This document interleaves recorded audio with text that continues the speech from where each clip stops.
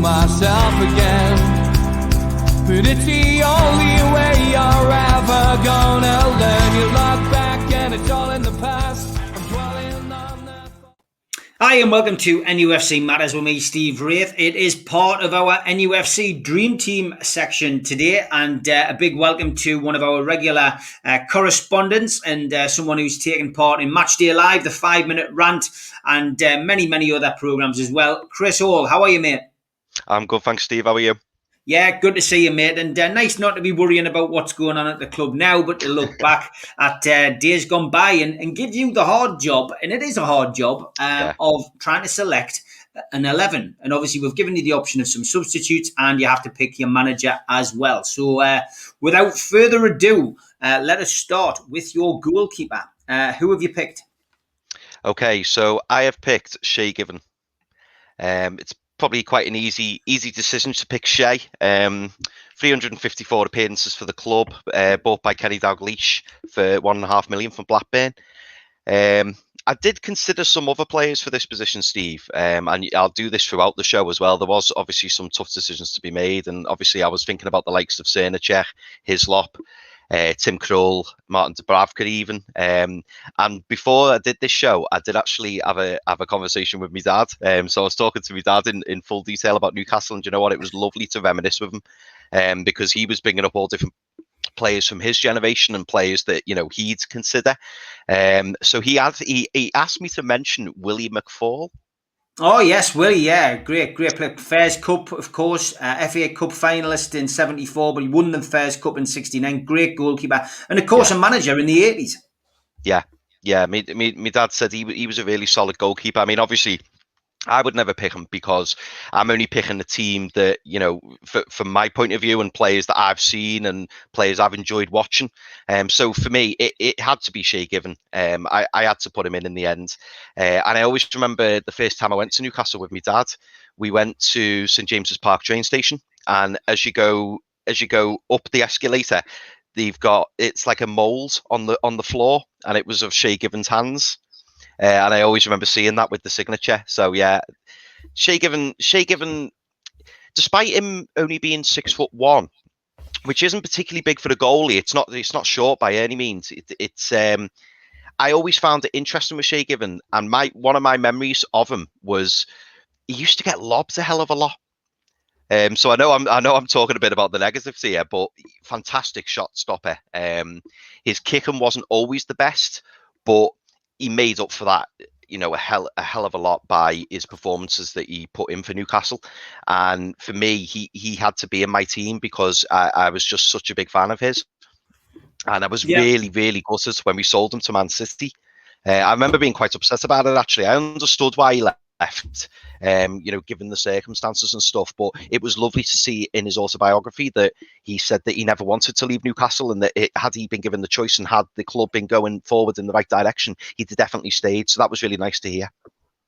Yeah, top keeper, and no surprise to see him between the sticks for you. And he's been between the sticks for a few of these dream teams so far. But great stuff, mate. Great start. Good, solid goalkeeper. Somebody who's a club legend. So on to your defence now. And who's playing on the right side? Okay, so again, it was a bit of a tough one, Steve, but I went with Steve Watson in the end. And the reason that I picked Steve Watson was not just because he's a homegrown player, but also I just loved his versatility. I loved the fact that I've read loads of different articles about him. Obviously, I've seen him play. Ironically, I've seen him play more for Everton than I have for Newcastle. But obviously, I've watched previous videos and I've seen obviously, you know, previous games and stuff. But for me, I had to pick Steve Watson because I think he was just so naturally gifted. I remember when he broke through at Newcastle, reading that he was a bit of a wonder kid, and he was like, you know, the new kid on the block, and a lot of people were raving about him. And he's one of those players where he could literally play anywhere and do a job for you. And for me as a footballer and picking my all-time 11, I want a player in there like that, because I've seen him play right back. I've seen him play right midfield. I think he's played centre back. I know he's played in goal. He's also played up front. for footballers to be able to do that and still put in a performance, I think it's so impressive. And Steve Watson for me was one of those players where he'd always turn up and do a job, and that's why I ended up going with Steve Watson. I did a little bit of research on him, and I know that he made 208 appearances for the club, and he's currently the manager of York City. And yeah, I remember going to Goodison Park with my dad's friends, and I went to watch him play for Everton. I think it was 2003, and he played against Leeds, and it was 4-0 to Everton, and he scored a hat-trick from right midfield. And I just remember thinking, wow, what a player. And I wish we'd still had him. He was just one of those players that really stuck out for me. And like I say, anybody who can play in various different positions and still do a job is fine by me. I know, obviously, I've missed out the likes of Warren Barton. I could have picked Debussy, Carr, Jan Matt. And again, my dad's going to kill me if I don't say this. He wanted me to mention Irving Natras. Oh, Irving Natras, yeah, another good player. Yeah, stylish player as well. Yeah, that's going to be a common theme, that, by the way, Steve. My dad, we had loads of discussion, loads of arguments about who should be in the team. But this was one he actually agreed with me on. He did say he probably would have picked Warren Barton, and I was a big fan of Warren Barton, but I went with Steve Watson in the end just for his versatility. And, being a homegrown lad, I thought I'd love to get him in there. Fantastic. Yeah, great choice again. And I get a feeling this is going to be a little bit of a mishmash of players. Your dad should have done an 11 as well, by the sounds of it. We'll have to get him on when we get through. Oh, we'd love to, Steve. We'll get him on after we get through all the panellists. Okay, so have you gone for a back four? And if you have, who's your fullback? Left side. So I've gone for a back four, and this was probably the toughest decision. And some people will probably raise eyebrows when I say this, but I've picked Olivier Bernard. Now, Olivier Bernard, he made 102 appearances for the club, but do you know what, Steve? I just liked him. I just thought, as a fullback, it's what I want to see in a fullback. He was attacking, he was strong, he was quick, and when Bobby Robson brought him in, you could see he was a bit of a rough diamond. I think he made his debut against Troy from memory. And I remember just watching him and thinking, wow, he's got something about him, this player. And he only made 102 appearances for the club, but I just liked him. I just thought he was big and powerful. And I mean, I've Steve, people will be screaming now watching this. I've missed out some big players here. Obviously there's Bez, there's Stuart Pearce, Jose Enrique, Frank Clark. Again, who's told me Frank Clark. But I've also, the one that I didn't like, to miss out was Bez, but I also mentioned in there Didier Domi, because I quite like Didier Domi, but for me it had to be Olivier Bernard, and I'm going to tell you the story a bit later on when I pick my manager, but I nearly met Olivier Bernard, didn't end up meeting him, but nearly ended up meeting him as well, so that stuck in my head too. He's a top guy, Olivier, and I know he watches the show, but he's done very well. I mean, he's owner of Durham City nowadays, but had a lot of business ventures. Another person who signed for Newcastle United and made the Northeast a home, and that's something which has certainly happened. Like certainly over the last 25, 30 years, you've seen the likes of Pavel become a Geordie and Olivier Bernard and, even players from down south. We have Malcolm on the channel, Supermac, who, is a Londoner, didn't want to leave the area. And Rob Elliott in recent times, the goalkeeper, really, had a kid up here. And I think when you have family up here and that makes, it just makes it probably even more important that you remain in the Northeast. But it's such a beautiful place, Chris, as well. Yeah, absolutely. Yeah, my dad's from the Northeast, and I think he came over to Liverpool when he was about 17, 18. That's when he met my mum. So I've all my dad's side are from Newcastle, so that's where the link with Newcastle comes from. But yeah, I've been to Newcastle only a handful of times. Unfortunately, I've not always had the opportunity to go up there, but the times that I have gone up there, I've absolutely loved it. And it's weird, Steve. It really does feel like home. And I remember reading a quote from Kevin Keegan when he was saying that I think it's his grandparents are from Newcastle. That's right. He always said he felt at home, and I completely get that, because not only is it like Liverpool as a city, but it's just so nice and friendly. And I work away a lot in London and stuff like that, and it's just not the same. No. You can't beat Newcastle and Liverpool as in some of the best places in the UK. Absolutely love it. Yeah, I agree, mate. I agree. Okay, you've got two centre halves. Who's your first one? Yeah, so probably the easiest decision. I don't know, a few other people have picked him. I had to pick Jonathan Woodgate. Without doubt, the best defender I've seen at the club. Through watching Newcastle, he just had everything. He when we sold him, I remember I was on a stag do in Newquay, and I remember the news breaking on Sky Sports News, and it must have been about 10 o'clock at night or something, and I was looking at it. I was half cut, and I was staring at the screen, and I seen Jonathan Woodgate and I seen a Real Madrid badge, and I was like, no, surely not. We've only just bought him. And yeah, I remember being absolutely devastated. Only made 28 appearances for the club. And also, which I was quite surprised by, he's only 6 foot tall. And every time I watched Jonathan Woodgate, I remember just thinking, "Wow, what a man! What stature, what leadership!" And then when I found out he was only 6 foot tall, I was thought, "Wow!" But yeah, absolute Rolls Royce of a defender if you ever see one. As I've already said, best centre half I've seen play for Newcastle. Hardly ever made a mistake. And well, the one time I do remember him making a mistake, and I don't know if you recall this, but we were playing Chelsea, and I remember he gave possession away to, I think it was Ida Johnson, and Ida Johnson ran away from him. And Jonathan Woodgate wasn't the quickest, but he wasn't slow, and he lost the ball, and I think Johnson got about 15, 20 yards away from him, and he just strolled back without a care in the world and just took the ball off him. And I thought, wow, like, to be able to recover like that and look so calm and look so composed. I think even when he got the ball, he just like laid it off, like as if it was nothing. And I thought, yeah, it's some player. I feel really sorry for him actually in terms of his career, because had he not had all the injuries he had, I think he would have gone on to do really big things. And he also probably goes down as having the worst ever debut for the club. I think he scores an own goal for Real Madrid and got sent off in the same match. So I always remember him for that as well. But yeah, had to be in my Newcastle all-time 11. What a player. Yeah, one of the best centre halves I've seen play, but we just didn't really see the best of him. But yeah, lucky to see him in a black and white shirt. Okay, who's he partnered with? Okay, so his partner is going to be Fabrizio Colaccini. Not only has he got a fantastic song, I just really liked Colo. I was a little bit worried, Steve, when he first joined, because I think the first year he struggled a little bit, but ended up going on to make 248 appearances for the club. Like Woodgate, only 6 foot tall, but again, I seem to remember him as being this big mountain of a fella. He was a quiet and assured captain, and Steve, all I can really say is I want curly hair too. So do I. Fantastic player. I mean, look, he was ridiculed in his early days. Yeah, he was. He was one of those centre halves who, if I remember right, he wore gloves, which never goes down well with people in the northeast. We don't wear tops when it's cold. But yeah, look, joking aside, Colaccini was one of those players who grew in confidence and grew in stature and became a really important part of the team who essentially managed to secure a European slot, the last team to do so in Newcastle's time under Alan Pardew, of course.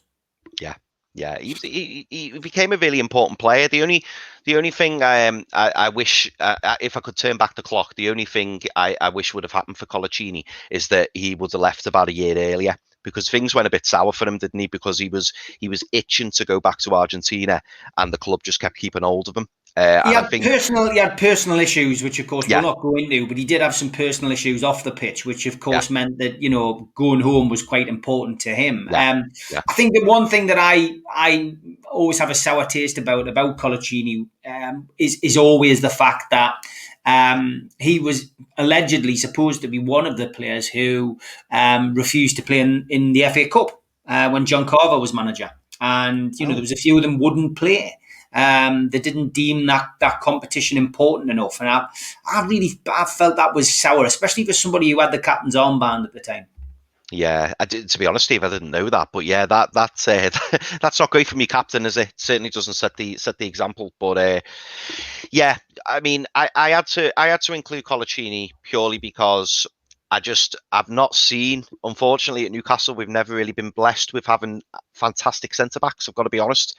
And obviously, Woodgate came to mind straight away, and I had to include Colaccini. I mean, obviously, I've missed out the likes of Albert, Steve Howie, Bobby Moncur, going back to what my dad said, but I also wanted to highlight as well, and he was someone who I really considered, but I didn't end up putting in. Aaron Hughes. I Yeah. really liked Aaron Hughes. Real steady Eddie, and he did a great job for Newcastle. And he was close to getting in. I'll be honest, not the most flamboyant or obvious choices, but he was solid, wasn't he? And he was really steady. Yeah, he was. 100% agree. Okay, in your dream team, then, what formation are you playing dictates who comes next, I suppose. So, what formation are you playing, and who's your next player? Okay, so I'm playing a 4-4-2 diamonds. So I suppose the next position would probably be the defensive midfielder. And that defensive midfielder has to be Gary Speed. This was one of my most easiest choices, to be honest, Steve. Well, I say easy. There was one other player who was close to getting in. I really wanted to pick David Batty. Big fan of David Batty, and obviously, Tiote and Johan Cabai, Bilazoglu Emre, all players that I considered, but it had to be Gary Speed. I mean, Gary Speed, for me, will be one of the players that I'll always remember. 213 appearances for the club, ultimate professional. Never seemed to have a bad game, Steve. Always a solid 7, 8 out of 10 or more.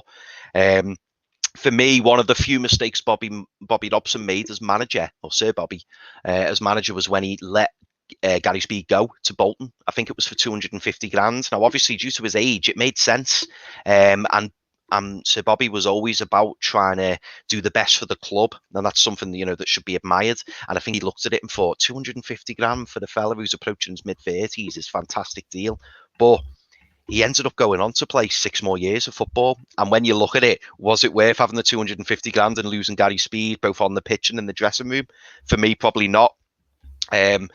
Absolutely love Gary Speed. I always remember, and this isn't a reason for me including him, by the way, but I always remember, obviously, when the horrible breaking news came out.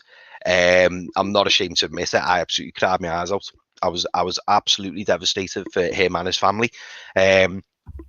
Just such a pro, and he was one of those players you could rely on. One of those players who, was like the ultimate professional to be in your team.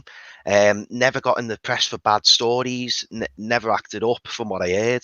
Had a fantastic relationship with some of the players, and really brought other players on. Like for example, Jermaine Genius. I know he spoke about Gary Speed and saying how well he looked after them.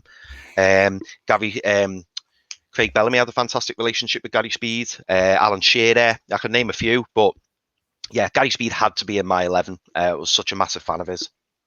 Yeah, great shout. Again, no objections from me on that. And I've got to be honest, I've not done mine yet. And when I do mine, I've got some big decisions to make as I go through everybody else's. I think, it's going to be an interesting one for me to have to pick. Okay, so you're playing that 4-4-2 diamond. Who's next up? Okay, so I'll start with the right and left midfield before I go to the attacking midfield. So I'll save my favourite player for a bit later, but I'm going to go left midfield. And I've had to pick David Ginola. Again, a very, very easy pick. Only made 58 appearances for the club, and he went too soon, didn't he?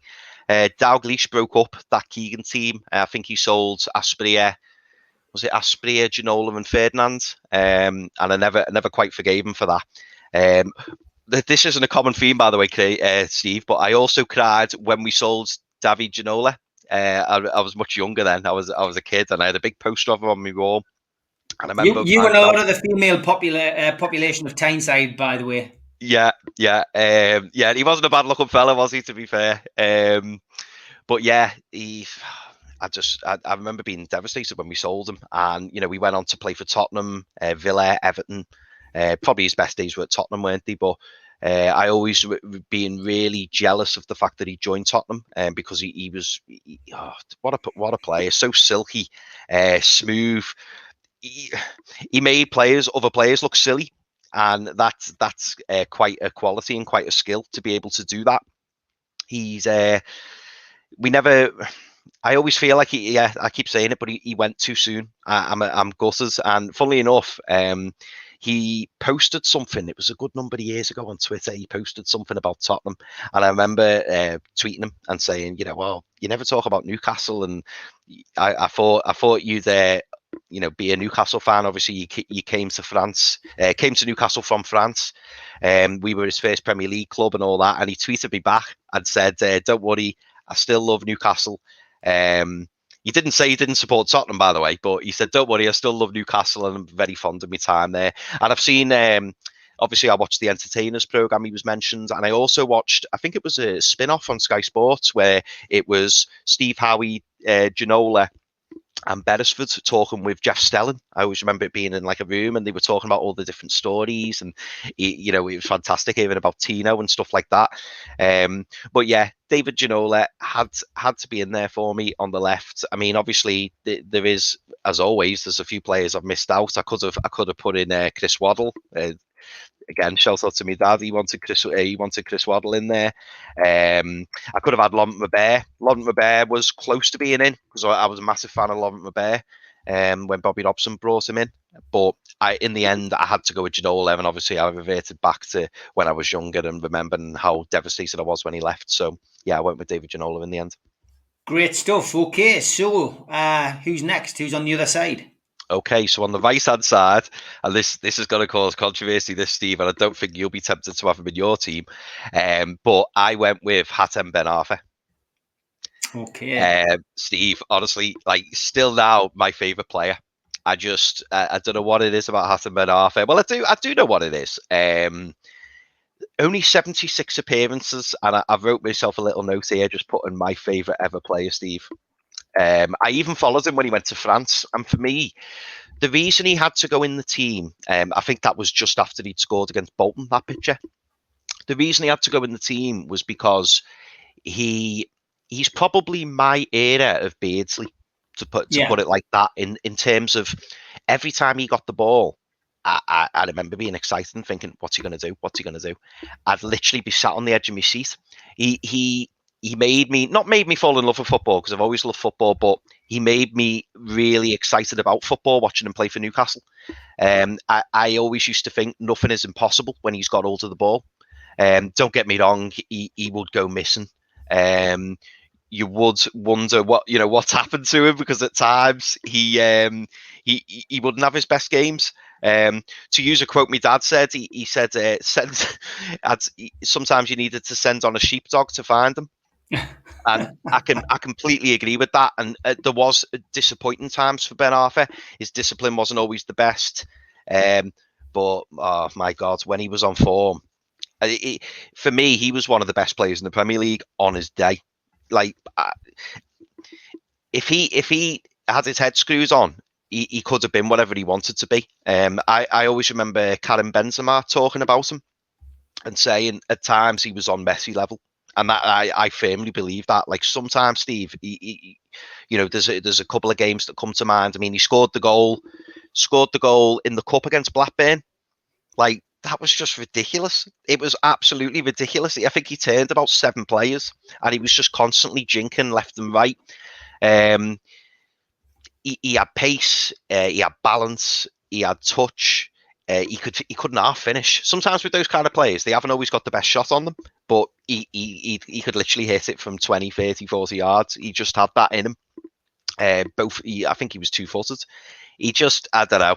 I just love talking about Hatem Ben Arfa. And fully enough, Steve, when I got married a few years ago, me and the wife were having arguments, about like what we could have as part of the wedding, and I wanted to have table names, and in the end, she didn't agree to it, because I was going to have all different Newcastle players as table names for the wedding, and we were obviously going to be on the Ben Arfa table, but it never turned out like that. So it never materialized. No, I understand your fascination and admiration for him, and I understand anybody else. And this is the beauty of doing this program, because there's a lot of different age groups that are on this program. We've got from Holly being the youngest at the moment, maybe he's up to George Mitchell. There's a huge array of ages. So that means we've got a lot of players to pick from, and some have got more than others. But fantastic, yeah, great. I fully understand that. I'm going to give a plug to the sponsors whilst we've got a little break in proceedings. Big shout out to Spider VPN for all of their sponsorship over the last few months. They are the number one for your internet security. So please just Google Spider VPN. They can help protect your passwords, etc. Also, a big shout out to skipsandbins.com. Telephone 0800 25 45 25 3. Email inquiries at skipsandbins.com. Website www.skipsandbins.com. Easy contract free and pay as you go waste collection. Also, a big shout out to John at qtechshop.co.uk. The makers of pool tables and snooker tables in Wallsend, Newcastle. Also, they are the people in control of our website, NUFCmatters.com. Click onto there and you can buy many of our t-shirts, including the number one classic, the Cult t-shirt. And also a big shout out to John at Jab Signature, who makes all of our flyers. Okay, Chris, on to your next player. And we go from Hatton Ben Arfa to who? Okay, sorry, Steve. Just before I go on to my attacking midfielder, I forgot to mention. So my right midfielders, who obviously I've left out, and I needed to give them a mention because this particular group is so good. Nobby Solano. I was really gutted not to get Nobby in, and funnily enough, I nearly put Nobby in at right back because I think he played. I think he might have played for Villa at right back. But I couldn't get him in. Couldn't get him in ahead of Ben Arfa. Absolutely love Nobby Solano. Keith Gillespie, obviously, another fantastic right midfielder. And the one that me and my dad fell out over big time, Rob Lee. I really, the reason I didn't have Rob Lee in there, I appreciate how much of a great player he was, and also, he a bit like in the Gary Speed mould, very rarely had a bad game. But I had to put Ben Arfa in, Steve. I had to do it, and me and my dad fell out over that one because he said, "I can't believe you haven't got Rob Lee in your team." But yeah, I just had to explain myself there. Fair enough. Listen, this is why it sounds like an easy show to do. Oh, but believe you me, it is very, very difficult. Yeah, absolutely. And there's some real big players that you miss out, isn't there? But I suppose I've got to look at it from my perspective and players that I remember vividly. And funnily enough, going on to my next player, this is probably the player that I remember least out of all of my team. But I had to include him because he is a bit of a club legend, as you will all shortly find out when I tell you who it is. And also there's also links to obviously where I'm from, so I had to include him. And that player in the attacking midfield place is Peter Beardsley. So Beardsley, obviously, what a fantastic career that he had, both for club and country. Peter Beardsley. He made a total of 276 appearances. My dad affectionately calls him Beardo, but I know he's also called Pedro. My earliest memory, and it brought, again, having this conversation with my dad prior to the show, Steve, was lovely because it brought me back. It took me back so many years because I always remembered on the field opposite our house, my dad would pretend to be Beardsley and I'd pretend to be Les Ferdinand. And he'd hit the ball over the top, and then I had to finish it on the volley. And I always remember, I loved doing that with my dad. And Peter Beardsley was a hell of a player, and again, someone who I wish we'd had for longer. I know he made 276 appearances for us, and he's absolutely loved in Liverpool, both by Everton and Liverpool fans. But I always wish that we'd have him longer. Obviously, he came back to the club in a coaching capacity, which was great. It's obviously he's got that affiliation being from the area, but I think me and my dad probably wouldn't be speaking if I didn't have Peter Beardsley in. Absolute legends, his favourite player of all time, and I was constantly being told about him doing the Beardsley shimmy. Apparently, the Beardsley shimmy or the Beardsley shuffle, as some people know it. But just amazing to watch that in motion. Yeah, he again. Talking from a live point of view, didn't see him all that often, but obviously I've watched many videos back. I've seen what he did. I've obviously seen him playing for Liverpool, Everton as well, in terms of watching things. And I don't think it would be right not having Peter Beardsley in my team.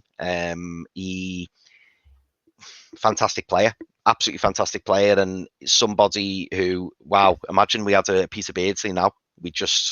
What we could really do for Peter Beardsley now, couldn't we? Yeah, most certainly. I mean, he's an absolute genius on the ball. Great guy as well. Good friend of the show. Again, somebody else who we know watches the show on a regular basis. Big shout out to Peter. He'd be glad you put him in, Chris. Put it that Yeah. way. I had a little. I remember writing to. I was saying that. Yeah, maybe my memories are a bit clouded because I remember writing to him as a kid, and I had a little picture of him. I'll have to see if I can dig it out. I had a little picture of him and a signature, and I wrote to him, and he sent me that. So if you're watching, Peter, thank you very much for that. Great stuff. Top man. Okay, next up. Okay, so I don't know who to pick first. So I've got two up front. Do you know what? I'm going to pick the obvious one. I'm going to pick the obvious one first, and I don't think any all-time Newcastle team will not have this player in. So obviously, I had to pick Alan Shearer. Alan Shearer, 100% had to go in. What can I say about him? All-time leading goal scorer. Would there be any Newcastle fans who haven't pretended to be Alan Shearer on the field? What a player! He recently got inducted in the Hall of Fame, deservedly. I think he was the first one with Thierry Henry, and he's everything. He's just Mr. Newcastle, isn't he? And Yeah. the loyalty that he showed to knock back the move to Man United, which I'm sure must have been tempting. But the pull of coming to Newcastle must have just been too much. And I'll never forget that day when we signed him. And I just saw this. Obviously, it was on the telly. I lived in Liverpool at the time, I still do. But I remember watching the crowds outside when Shearer was presented, and there was the big bottle of Newcastle Brown, and he stood there with his arms in the air, and I was just like, I was getting goosebumps thinking about it now. What a day! And when he joined, and it was just unbelievable. And I always regret not being able to go to his what's the word I'm looking for? His testimonial. Yeah. I always regret that, and I wish that I had. Obviously, I've watched it back numerous times, but yeah, I would have loved to have been there for that because what a player, and fantastic pundit on Match of the Day. I know he's been on the show a few times as well, Steve. So always great to see Alan Shearer, and just I don't even know what to say about him, Steve. He's just everything about Newcastle. Everything's been said, but what you've said is just, and he is an absolute legend, and somebody who is just not only a fantastic player back in the day for Newcastle and England, of course, other teams, Blackburn, Southampton, but he was a captain of England and led his country with pride and with honour and distinction, and he's a good pundit as well. So an all round top man. Yeah, absolutely great person, and I'll always love him for the fact that he came to Newcastle and he became boyhood hero, and it's just great. And that was the one time. I think I've told you this before. I'm not the biggest fan of England nowadays. As I've grown up, I think I've fell out of love a bit with the England football team. But I remember, Euro '96, and I remember absolutely loving England, and I think partly that was down to Shearer because it was just so. I had the pride that we felt that he, the England captain, was from Newcastle and a Newcastle player. It was just absolutely fantastic. So yeah, Alan Shearer had to go in there, and by the way, he's my captain. So yeah, had to put him in. Okay then, so last man in the 11, who's going to play alongside Big Al? Yeah, so this is a real tricky one, and this was one that I probably spent the most time over. Just to add as well, Steve. Sorry, I keep doing this, but I forgot to mention the other attacking midfielders that I didn't choose, and I ended up going for Beardsley. Obviously, I also wanted to give a special mention, to the likes of Gaza and Keegan. Ozzy Ardiles, my dad said I must mention Ozzy Ardiles. He needed to go in there, but yeah. Also Kieran Dyer. I put a quick mention in there for Kieran Dyer. I won't spend too much time on Kieran Dyer, but he was a fantastic player on his day. Again, if injuries hadn't gotten in the way, and he had some good games for Newcastle, and I always felt that injury got in the way of his time at the club. But yeah, I needed to mention Gaza and Keegan. Gaza, I couldn't put him in. I love Gaza, but again, I was too young to appreciate him, and same with Keegan. But I know how many people talk so fondly of them both. So yeah, had to mention them. But in terms of my last striker, Steve, and this again, bit of an unusual one for some, but I had to go with Craig Bellamy. Now, the reason that I've gone with Craig Bellamy, I mean, do you know what? I'll get these out the way now, Steve. I've missed out the likes of Sir Les, I've missed out Asprilla, Demba Ba, Papi Cisse, Andy Cole, Patrick Kluivert, Hughie Gallagher, Malcolm McDonald, of course, Jackie Milburn. But I had to go with Craig Bellamy.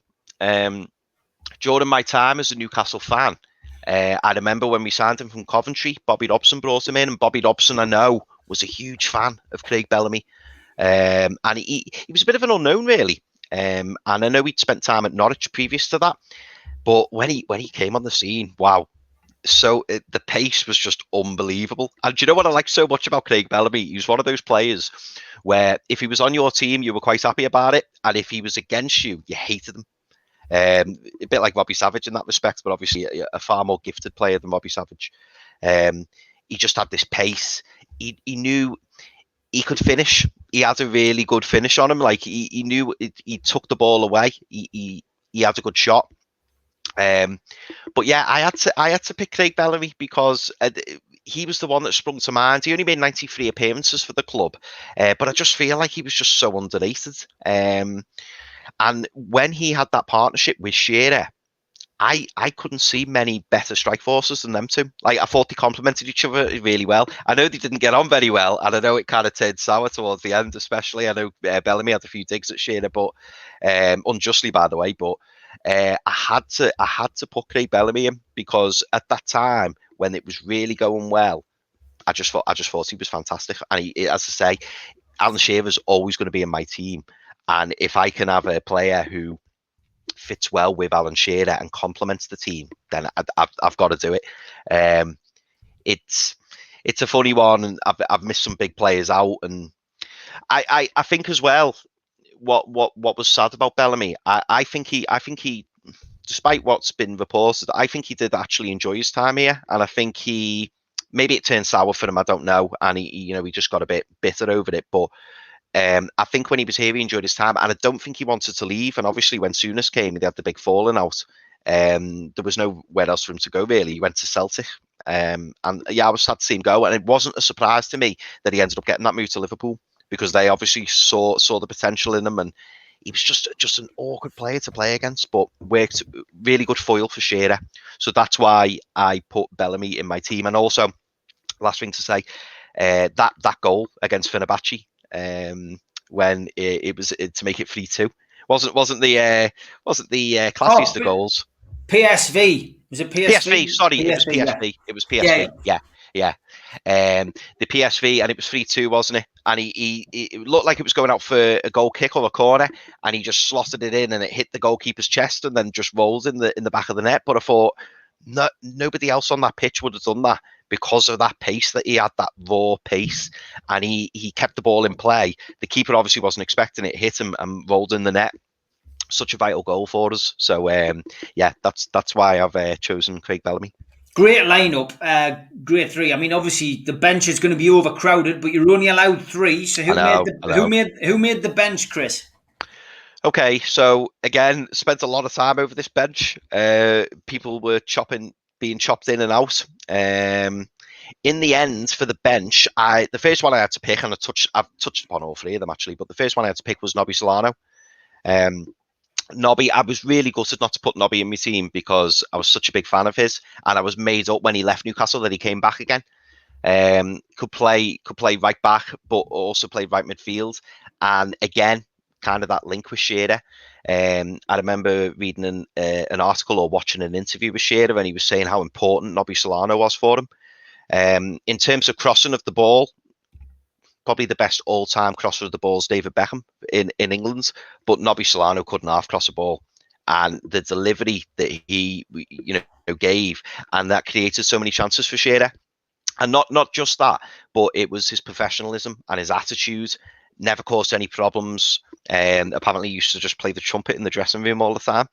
And yeah, I think every manager that he played under was a fan of his, and he just seems like a really nice guy. Obviously, I've watched the interview with yourself and Nobby, or the numerous interviews that you've done, and he just comes across as a really nice fella. And he was another one, a bit like Bernard, as you said, who really like got involved in the area.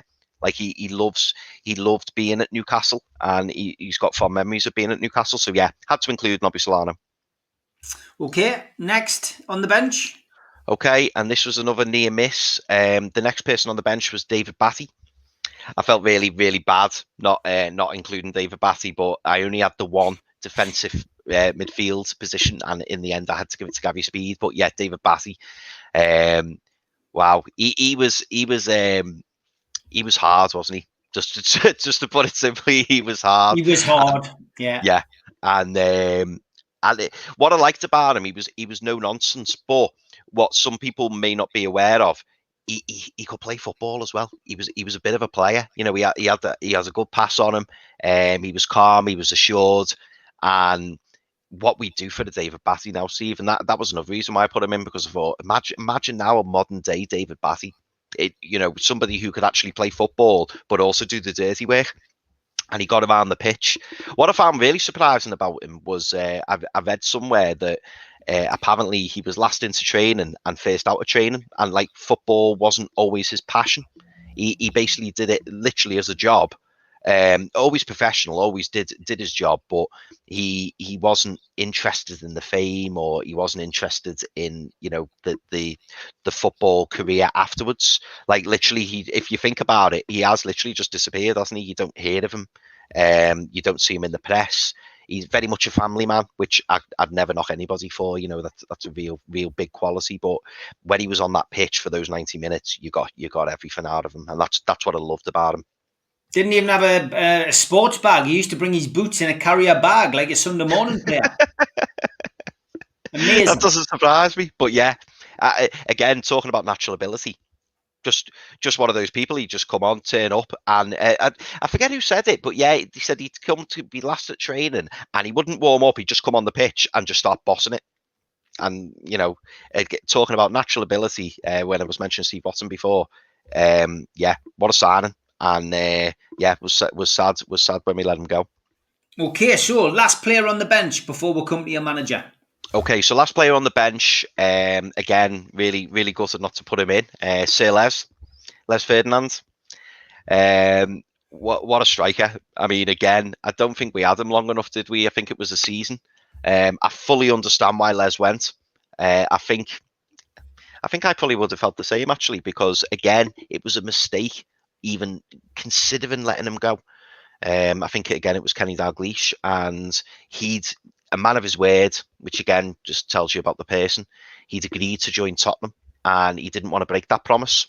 And it was really nice to hear that he wished that he could turn back the clock, and maybe he shouldn't have left and wouldn't have left. I know Shearer got injured, and then the club tried to do a U-turn and get him to persuade him to stay, and he said, "Listen, I'm going. I've made my decision." And he also, he also took it really well, didn't he? When we signed Shearer, and Keegan went up to Les and said, "Listen, I need the number 9 shirt off you. We're going to have to give you the number 10." Really took that well. Well, I say took it well. He was obviously very upset about it, wasn't he? Which anybody would. But again, struck up a fantastic partnership with Shearer.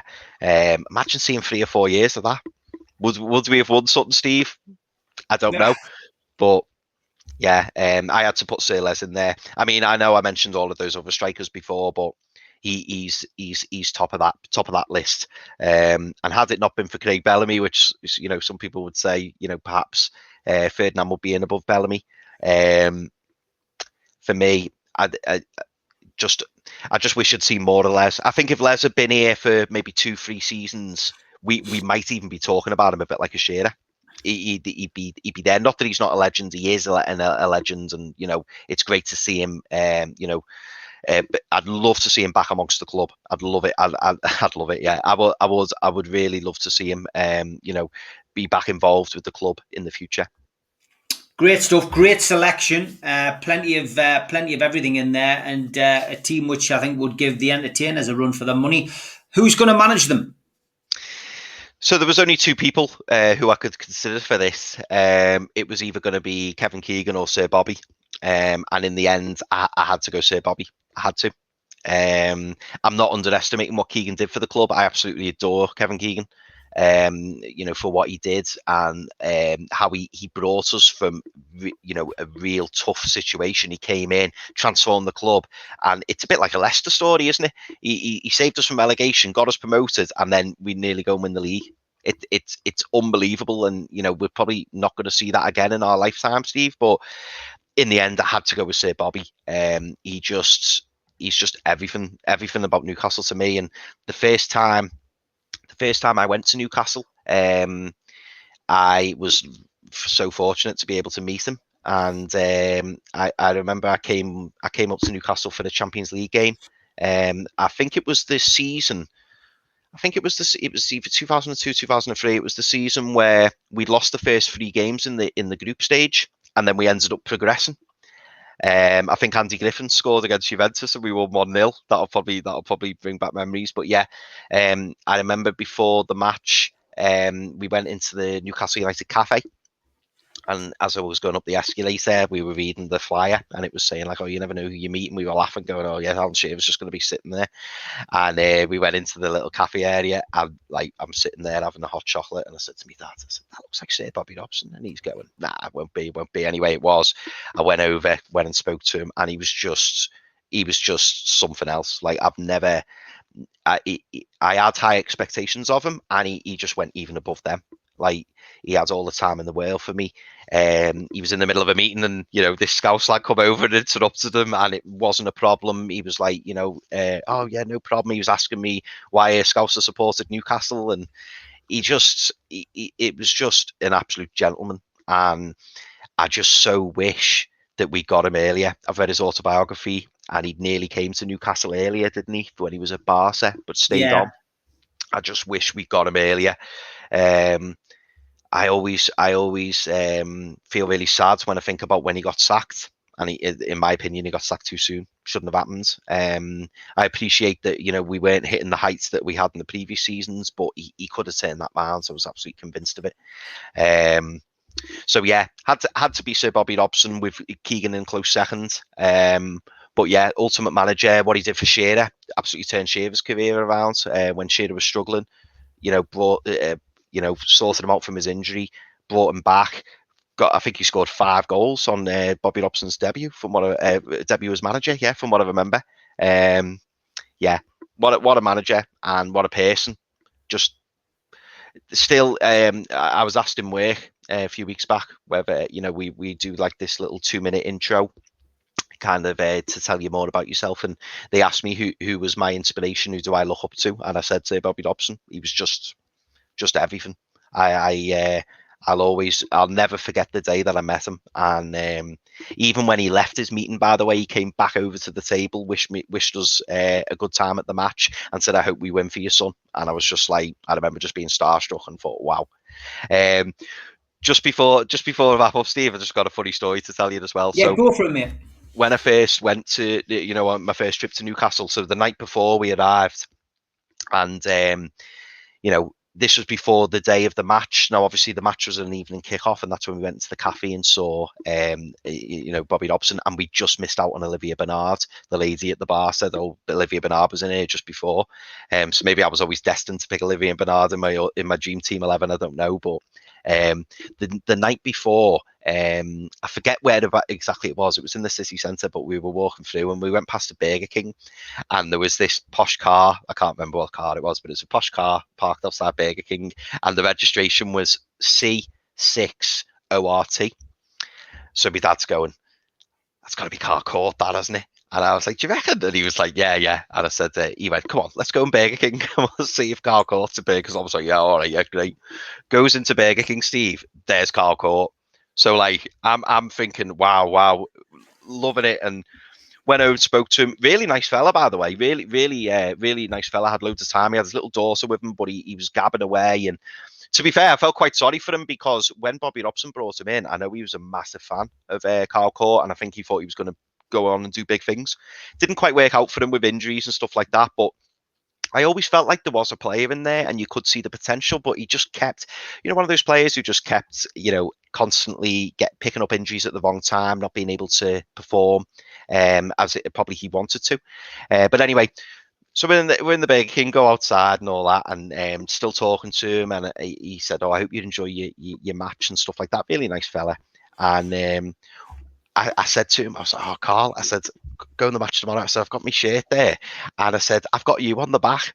And I could see in his face, he was like, "You haven't got me on the back of your shirt. There's no way." Because at that time, he wasn't very popular, and like I say, he just wasn't up there. We had Gary Speed, Al Shearer, and stuff like that. And you could tell he just didn't believe me, but he was very polite, and he said, "Oh, thanks, mate. I really appreciate that." And then I walked away and I said to my dad, "I can't believe I came to Newcastle and I had my shirt for the next day in my bag, and I didn't have my shirt on me, and I could have showed it to him, and maybe he would have signed it for me." Can't believe it. I still always think it's mad. But I just wanted to say, in case Carl Court's watching this program and he doesn't believe me, this is my shirt, right, that I wore at the match the following day. And just to prove it, Carl, it's there. Fantastic. It was there, Carl. I did have your shirt. I was probably one of the only people in Newcastle who had your shirt, but I had your shirt. Great stuff, mate. Great stuff. We'll make sure that some by hook or by crook we'll try and get that to him. I think it'll be great. But what a wonderful dream team. There it is, your all-time Newcastle 11. Given in goal, Watson, Woodgate, Colaccini and Bernard. Speed just sitting in front of them. Ben Arthur and Ginola and Beardsley making up the midfield, and Bellamy and Shearer up front. And on the bench, Nobby Solano, David Batty and Sir Les Ferdinand, managed, of course, by the late, great Sir Bobby Robson. Wonderful team, wonderful experience, and we'll have to make sure we get your dad on, Chris. It'll be interesting to see how his team differs. Yeah, he'd love it. Absolutely love it. But Steve, listen, thank you so much. I've been dying to do this since you started doing them, and it's been an absolute pleasure. And it's also, like I say, it's also given me the opportunity to kind of reminisce with my dad and stuff. So I'll always, remember this, and I'll always, keep it close to my heart, because, like I say, it's something to show the kids and the grandkids as well. Of course it is, mate. Great stuff. Thanks for taking part. Take care, Chris. Bye bye. Thank you, Steve. Take care, mate.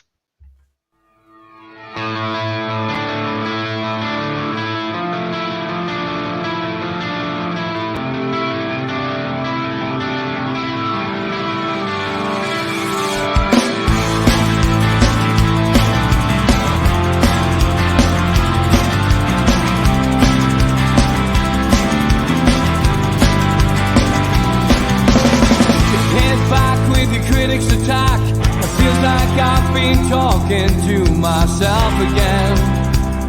But it's the only way you're ever gonna learn. You look back.